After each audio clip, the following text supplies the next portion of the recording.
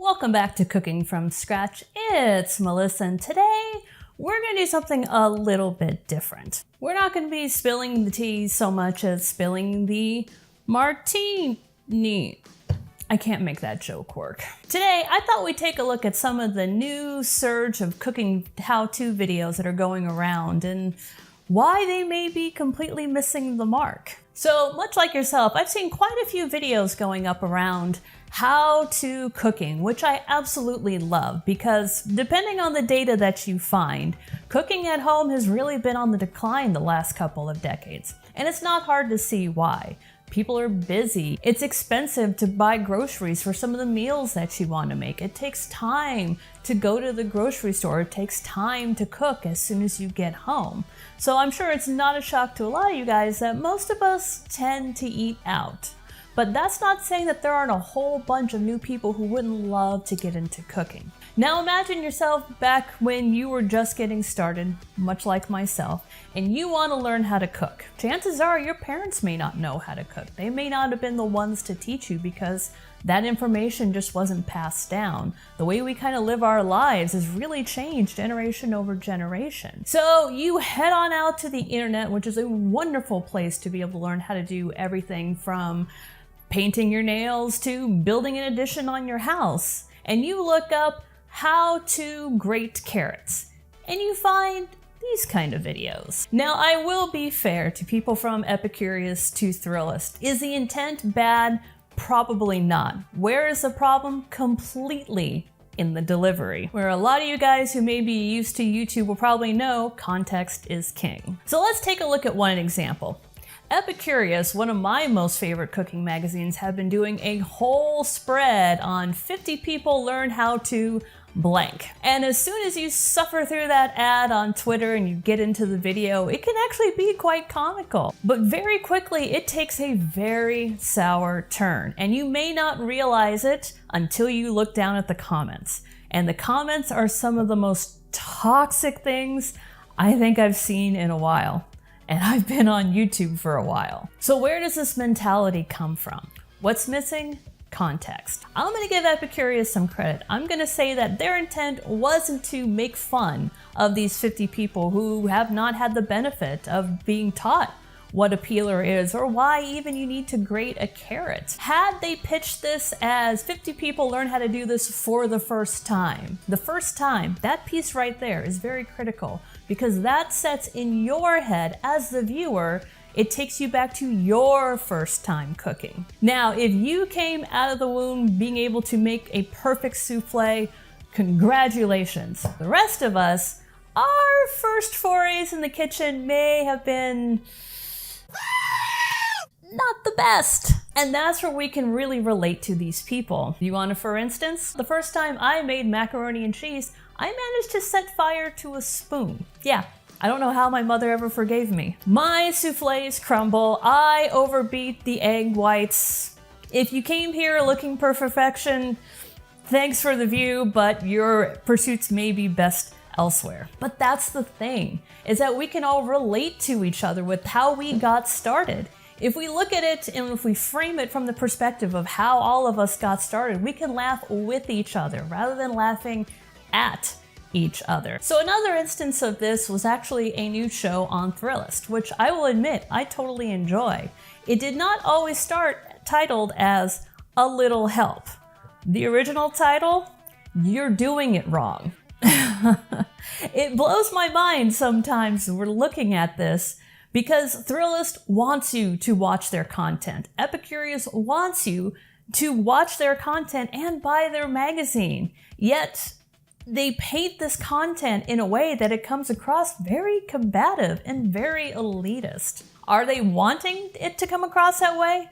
I highly doubt it, unless they decided to enter the troll community. But again, you have to focus on that context. If they put it in the right context, it can really turn the page. So Thrillist, after they've gotten through probably a whole bunch of comments from me, renaming it to A Little Help, I've seen that their viewership has really taken a turn for the better. The comments are much more friendlier. It's really the same content. The how-tos, the recipes, all of it is exactly the same, but just a little turn on the context, and it's much more approachable. It doesn't push away these people who really want to learn how to cook. So to practice what I preach, let's take a look at a kitchen basic. Now this sexy little beast is what's known as a peeler. They don't all come quite in this shape and size. You can find them in many different variations. Some of them are set up as a Y shape. Some of them are set up like this with a little half curl.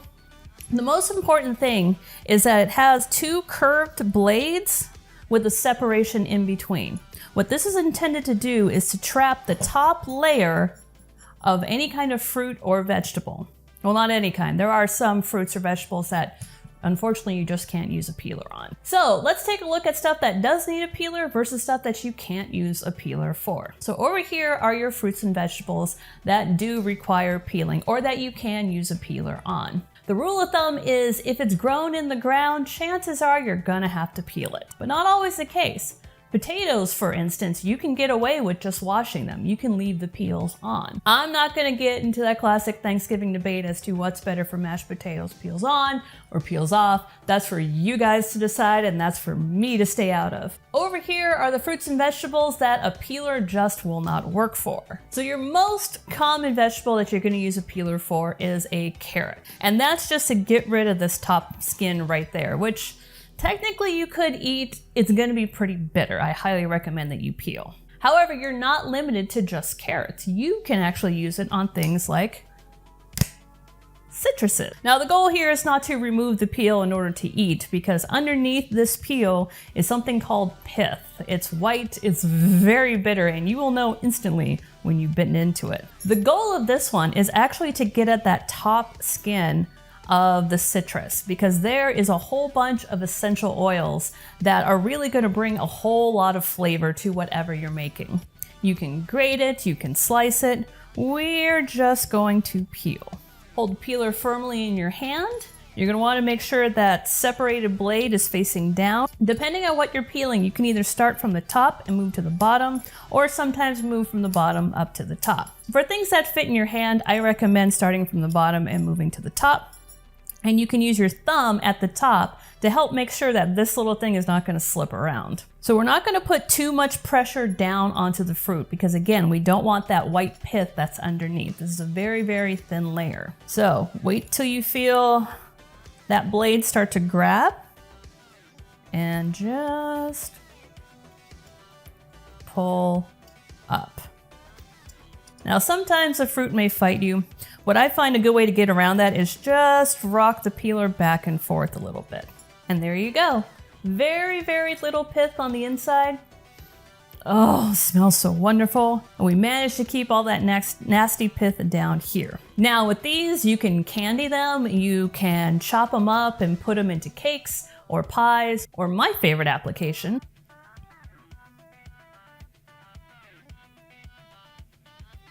drop it into a martini. So for longer fruits and vegetables like carrots, I generally find it's easier to start from the top and move to the bottom. This one you're not going to use your thumb for. Make sure you're giving the carrot a good rest on your hand, and just start at the top and work your way down. Now don't worry if this happens to break apart or you don't get it all within one pass. You can always come back and do it again. It is a little time intensive, but once you've done this a couple of times, it starts to become a little bit second nature. Now the tricky part is always the top and the end. So before you actually cut your carrot, I recommend peeling it first and then cut, because that way if you missed any part of it, well, your knife will take care of it. Speaking of knives, never, ever, ever, ever, ever, ever, ever try to peel with a knife. It's not, suffice it to say, it's just not safe. And there you go. A nice clean carrot that you can now cut up and use as crudité. Now for your peels, you can either throw these away, or if you're into composting, they work great as a compost. So does a peeler regulate itself into the back and just work on the prep? No, actually the peeler can be a little bit of the star of the show, because you're not just limited to fruits and vegetables. You can use this sexy little beast on things like cheese and chocolate. It makes beautiful chocolate curls, which look so difficult to do. It's not that hard to do. This is your friend.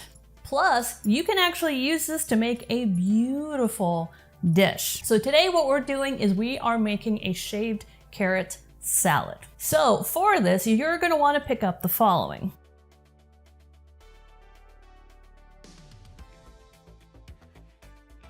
So we're going to take our beautiful rainbow carrots. If you can't find rainbow ones, that's fine. You can use regular carrots for this. They all taste the same. They just look more impressive. And same application, we're going to first start by peeling off the outside because we don't want that bitter, rough, fibrous layer. And again, same with the lemon, you don't want to put a lot of pressure because we just want to take off that first layer. I actually have a pretty amazing recipe for braised carrots, also known as candied jewel carrots, which if you have someone in your household who hates vegetables, they're going to be big fans of this one. If you'd like to see the recipe done on the show, let me know in the comments down below. Once we've got that outer layer off, we're just going to trim the top and the bottom. And then we're just going to keep on peeling. You can put a little more pressure down because we do want these to be a little bit wider across, but not much thicker, because we want these to kind of lay on the plate, kind of like pasta. And I know, I said there's something worse than raw veggies, but you know what? I was wrong. I can admit it. So we're going to keep this on one side rather than continuously turning it, because we want these slices to be a little bit wider. Once we start getting to that core, we're going to flip around, use the other side. Once you reach about halfway through, flip your carrot on over and repeat on the other side. See, not only are you practicing your peeling skills, but you're going to make a hell of an amazing dinner out of this. Now to this, we're actually going to add some shaved parsnips as well. Parsnips are another root vegetable that are wonderful in the wintertime because due to the frost, they actually turn out to be a little bit sweeter. So same thing, we want to make sure we peel off that top layer. By the way, if you're not a fan of parsnips, you can totally skip this. Now, once you've peeled off the outer layer, same treatment. We're just going to start at the top, roll to the bottom. Nice light hand, so they're nice and curly. Okay, so before we get the rest of the pieces of our salad, let's go ahead and get the salad dressing taken care of. Now this is one of my most favorite tricks to do. So if you ever wanted to make salad dressing at home, but you think it's really overcomplicated, one of the most favorite things to do is to actually take frozen berries, pulverize them up in a food processor, and then use that as your base for the salad dressing. Not only is it going to help to hold everything together, but also brings a little bit of sweetness, a little bit of tang, and a whole lot of vitamins to the party. So in this bowl, I have about half of a cup to a cup of frozen raspberries that I went ahead and mixed up in the food processor. That's going to be our base. The nice thing about this too is because this is going to be a bit thicker of a salad dressing, it's going to hold a lot better to our carrots, to our lettuce, to cheese if you want to add it. Now this is going to need a little bit of a tang, so I'm going to use this Maine Craft Ale mustard. Not only is that going to bring a little bit of heat, but it also helped to hold the ingredients together. Not too much, just a dollop. Now we're going to add a good dollop or two of balsamic vinegar. Or a lot if you're like me and you love it. Now I'm going to give this a good whisk before I introduce the olive oil. Now the difficult part if you're doing this by yourself. You're supposed to slowly drizzle in while you whisk. I find this doesn't always work, so sometimes it's best to recruit other people in your house to help. But we're going to try this with one hand. So you want to slowly drizzle in your olive oil while keeping this stirring. We don't want too much. We just want to help this dressing to be able to spread a little bit. Personally, I'm not a fan of olive oil being the star of a salad dressing. I'd like it to be the workhorse. But if you have some flavored olive oils, feel free to make them the star of the show. You may just want to add a little bit more mustard to help hold everything together. Okay. Now that is holding together fairly well, or what we call emulsified, which is just the bringing together of water-based elements and oil-based elements. All right, now that we have our dressing all nice and done and beautiful color of red. We're gonna introduce our salad and we're gonna mix in the bowl. We're also gonna roll up our sleeves because this stuff will stain. All right, so we're gonna add in our carrots. It's so colorful. Oh, it's so pretty. Then we're gonna add in a little bit of butter lettuce. Not too much, we want a good blend of carrots to lettuce. The carrots are the star of the show. The lettuce is kind of filling out the orchestra. You can do this with spring lettuce, you can do this with any kind of lettuce you like. And then to add just a little bit of crunch, I'm actually gonna add in some sliced almonds. And finally, if you're a cheese fan, feel free to peel in a couple of slices. Oh, isn't that pretty? Any kind of good, hard cheese will do the trick. I think I'm using Parmesan for this. Some grinds of salt and pepper. And my most favorite tool for mixing up a salad, tongs. Grab from the bottom, lift to the top. Now, if you happen to make this when pomegranates are in season, I highly recommend adding some pomegranate seeds to this. They're beautiful little jewels and they will give this a wonderful sweet crunch. Of course, I forgot the other smart rule when you're making salads. Always use a bowl bigger than what you think you need. And there you have it. A nice, easy salad that not only will please the family, but also gives you a really good chance to get your peeling skills underway. Thank you guys so much for watching. If you've enjoyed this and you'd love to see more recipes, please hit that subscribe button. We put up new cooking videos every week. If you're a fellow cocktail fan, I do have a cocktail channel, I will list it down below, where I make cocktails based on quite a few different games. If there's someone that you know that likes to get into cooking, but would really benefit from some how-to tips on how to get started with peeling, if you hit that share button, you can send them the link. Thanks so much, and I will see you, awesome people, in the next video. Bye!